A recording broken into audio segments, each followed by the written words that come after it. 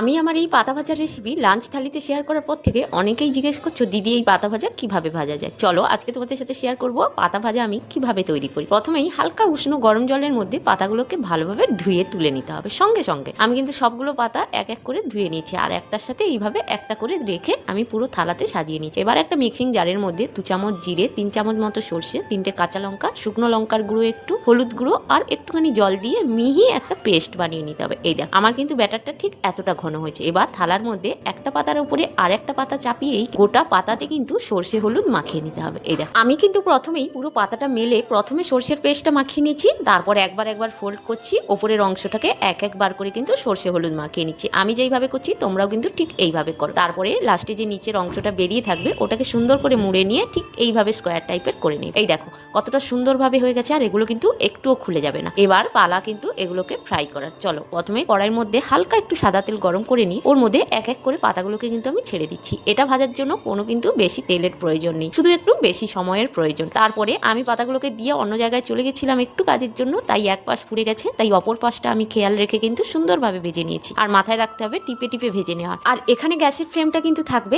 একদম লো। তারপরে দেখো রেডি, এবার খাওয়ার পালা। তোমাদের জানাই কেমন হলো, অসাধারণ হয়েছে।